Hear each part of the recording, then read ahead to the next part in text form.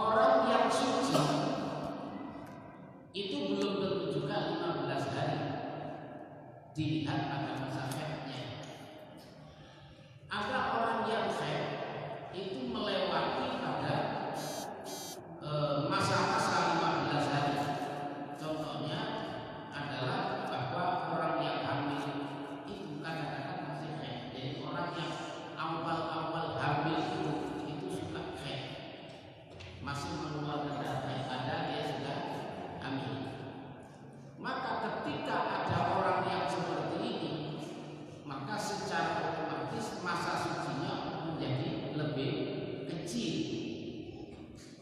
Cuman biasanya kalau ada orang hamil itu setelah itu akan mengeluarkan darah lagi.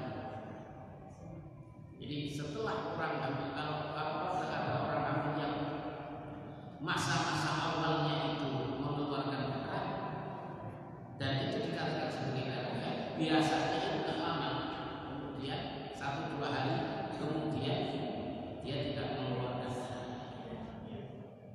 Ini orang yang hamil.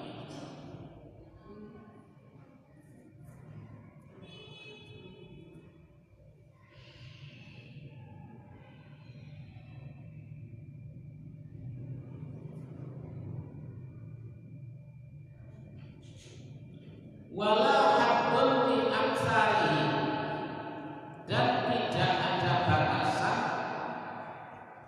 terhadap sucinya. Jadi batasan yang lebih banyak tentang sucinya itu faqat tanfusu mar'atu dahar bila air. Maka ada orang yang benar-benar dalam suci bila air. Jadi ada orang yang kadang-kadang tidak pernah haid, maka orang yang tidak pernah haid ini tetap dihukumi suci. Contohnya apa? Ada nggak orang yang nggak pernah haid? Sekian lama nggak haid, ada nggak? Ada nggak kira-kira?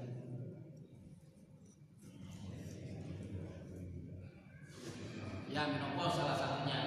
Atau kadang ada orang yang pakai kontrasepsi, minum pil KB nggak cocok. Jadi minum pil KB itu nggak cocok, ada 2. Kadang dia mengeluarkan darah terus-menerus, nggak berhenti-berhenti. Yang kedua, nggak pernah datang bulan. Jadi nggak pernah datang bulan. Maka selama dia tidak mengeluarkan darah, maka selama itu pula dia dihukumi sebagai orang yang suci.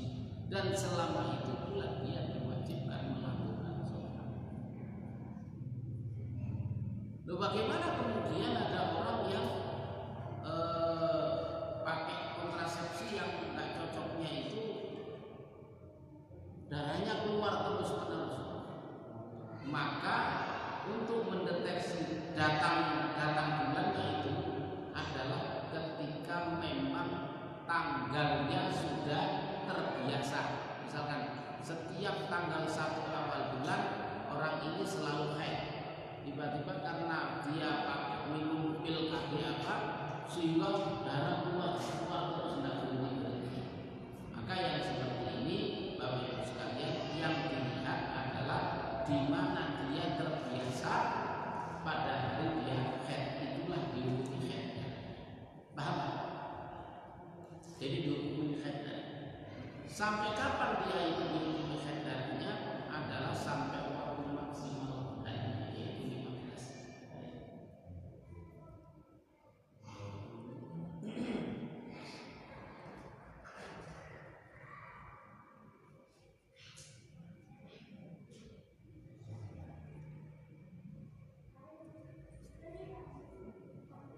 Amal ghalibut tahri fayatabiru bi ghalibil haid.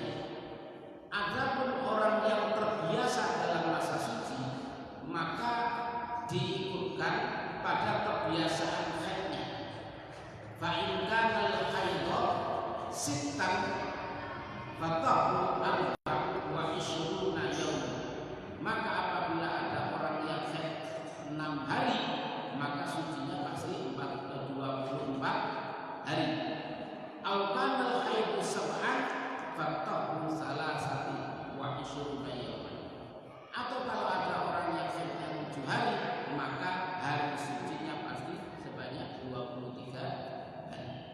Jadi seperti itu deteksinya.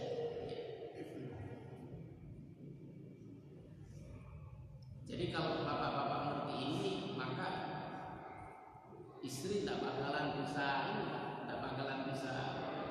mengelak bohongi. Pernah nggak ada dibohongin istri? Perasaan sudah seminggu nih, enggak masih kuat. Besoknya lagi, udah mau belum masih kuat. Masa masih keluar sampai 20 hari? Kan tidak mungkin. Nah ini kalau kayak begini paksain saja. Istri paksain. Masa orang fed 20 hari keluar?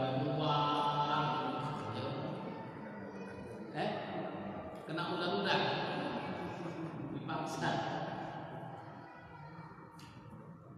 Udah kayak guyon aja.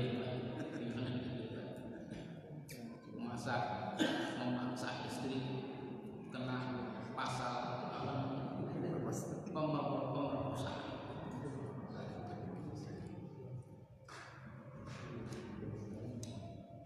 Sebenarnya memerkosa itu kan memaksakan orang lain untuk melakukan hubungan badan di luar hubungan suami istri. Kalau sama suami istri ya nggak ada kalimat perkosa itu. Ya. Mau pakai cara apapun ya boleh-boleh saja. Mau dengan cara halus, mau dengan cara kasar, tempel ini dulu misalkan istrinya. Ya, jadi ya boleh-boleh saja asalkan itu menjadi konsumsi pribadinya.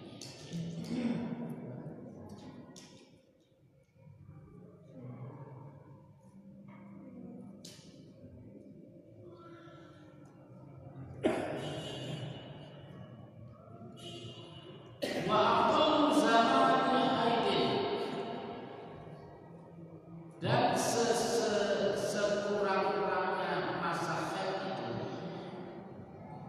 fihil mar'atu yang di dalamnya bagi orang perempuan, bagi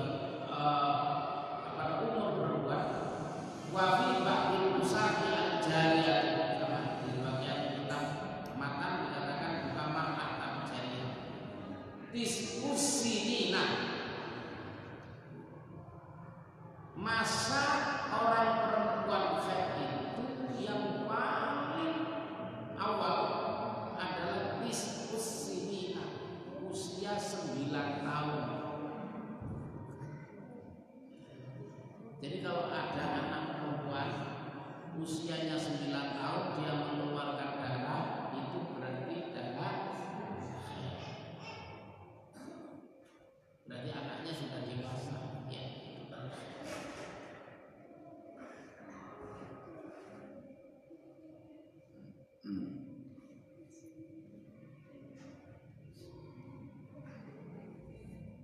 Falau ra'athu qabla tamamil is'i bizamanin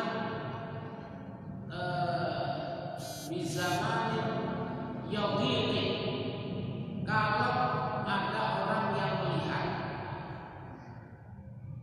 sebelum sempurnanya 9 tahun bizamanin yadhiqin an haidin, di masa yang sempit dari haid, wa tadharu fa huwa haid, kemudian dia suci, dan pada sempitnya antara haid dengan sucinya, maka itu dikatakan darah haid. Misalkan begini, ada anak perempuan usianya 8 tahun 10 bulan, berarti kan 2 bulan tadi sudah 9. Maka anak tersebut kok mengeluarkan darah, hukumnya itu sudah disebut sebagai hukum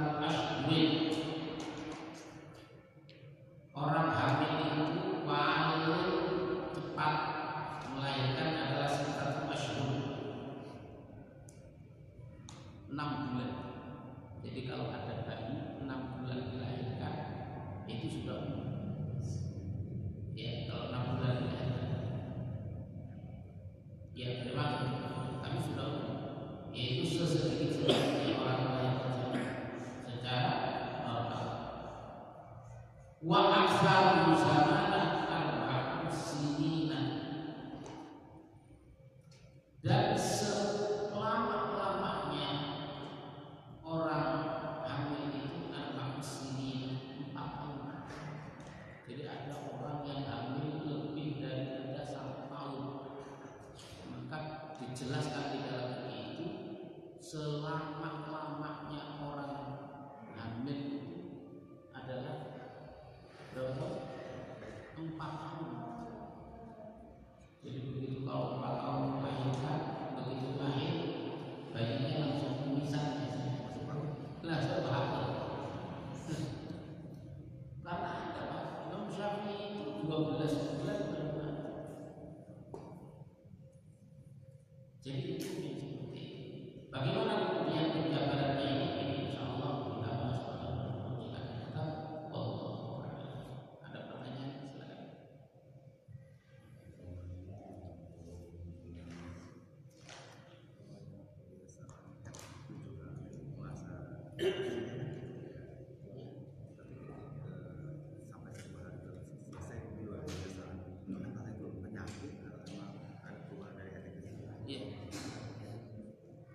Jadi kalau ada sebentar tandanya biar saya ini.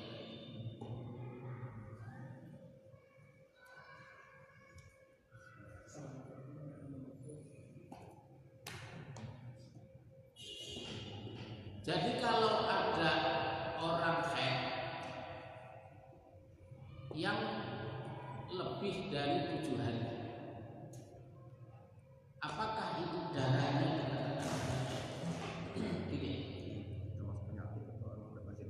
masih haid? Batasnya 15 hari. Kalau ada orang yang haid sampai 15 hari itu masih dikatakan haid. Termasuk ketika di dalamnya itu hilang muncul. Jadi mampet 2 hari kemudian keluar lagi darahnya. Mampet 2 hari kemudian keluar lagi darahnya.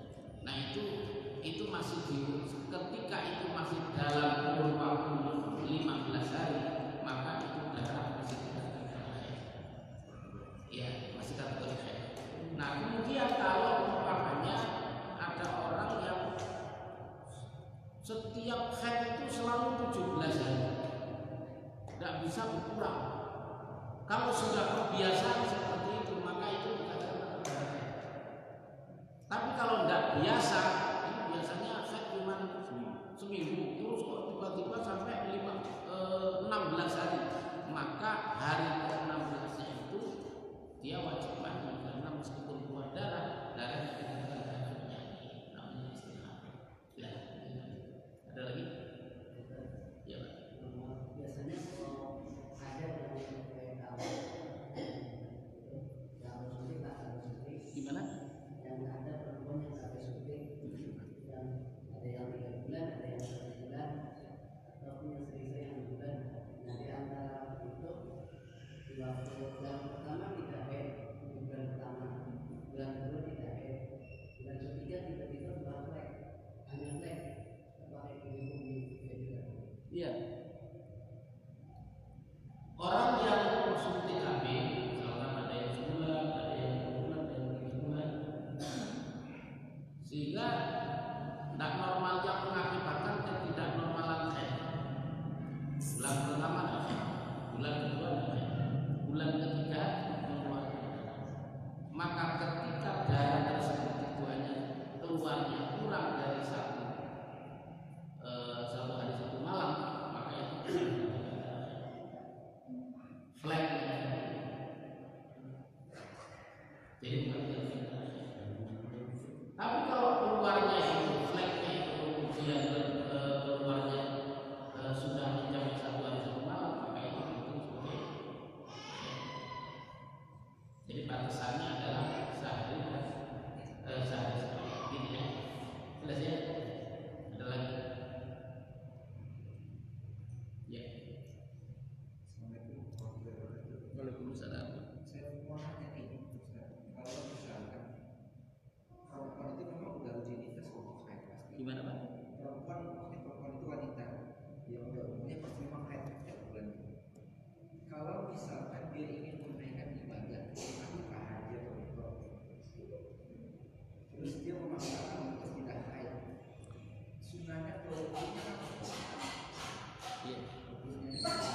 Oh iya. Suntik itu mencegah haid. Ya. Jadi orang perempuan yang ingin menghindari haid karena tujuan batalnya ibadah, maka boleh. Misalkan orang yang mau berangkat haji, ini diperkirakan wukuf itu pas hari haid. Sementara orang wukuf itu kan harus suci. Boleh kalau melakukan suntik untuk menghadap haidnya sehingga keluar dari rukun dan wajib haji, maka boleh satu dan wukufnya itu ya sah, meskipun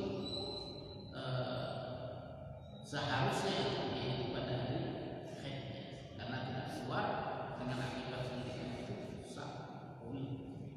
Gitu. Ada lagi?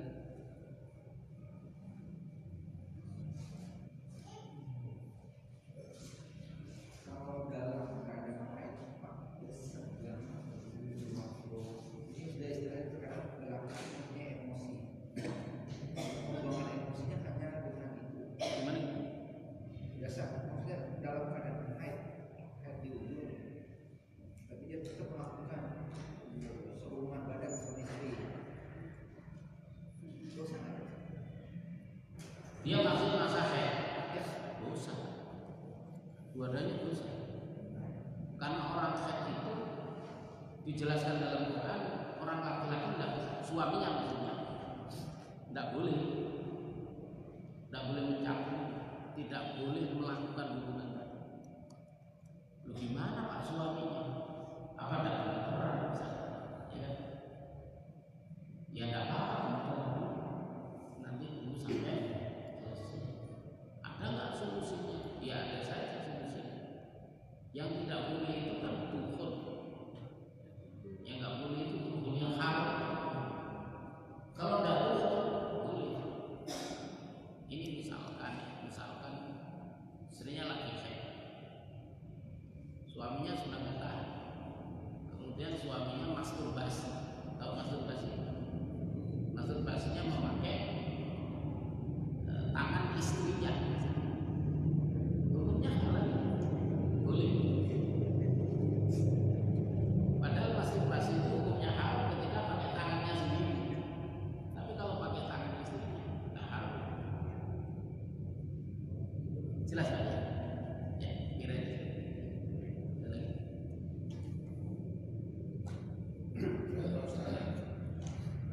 Ini mau tanya Ustaz, perbedaan darah haid dengan darah penyakit itu ada bedanya kan? Iya. Kalau darah haid itu,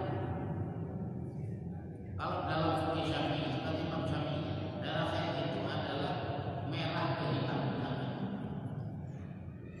Darah haid. Kenapa? Karena memang panas. Beda dengan darah istihadah. Kalau darah istihadah enggak. Jadi darah haid itu adalah merah kehitam-hitaman. Dan keluarnya itu panas. Ada dari segi baunya juga. Gimana? Baunya ada beda. Oh, kalau bau saya belum praktek. Mungkin kalau bau. Cuman kalau dalam kitab itu hanya dilihat dari warnanya. Dari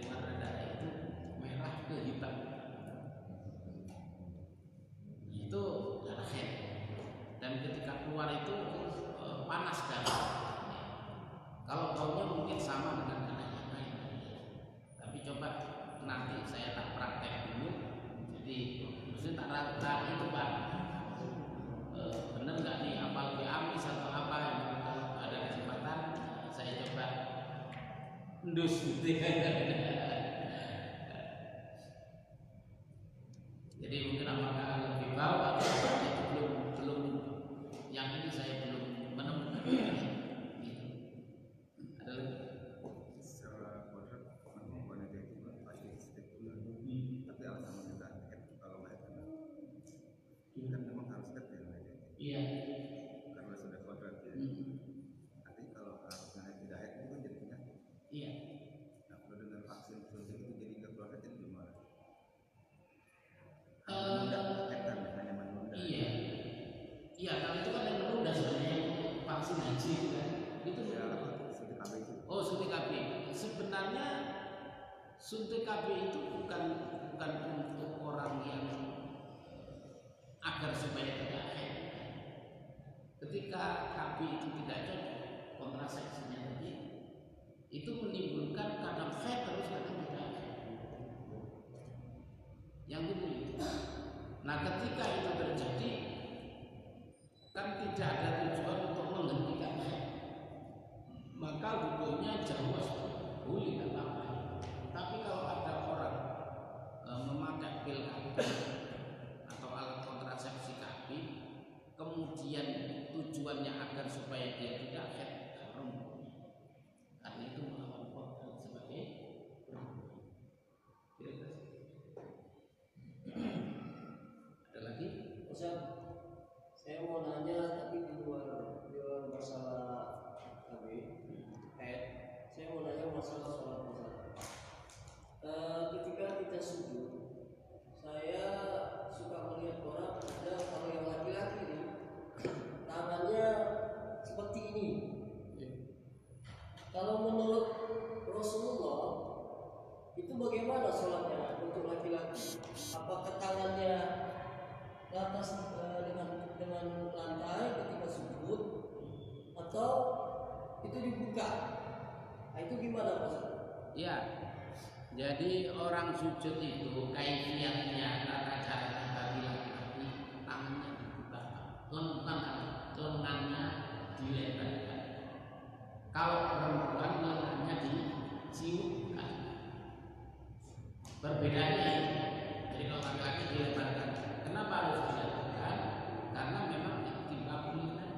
Karena Rasulullah ketika melakukan sujud tangannya dilebarkan. Nah, sementara kan kita wajib mengikuti cara sholat Rasulullah.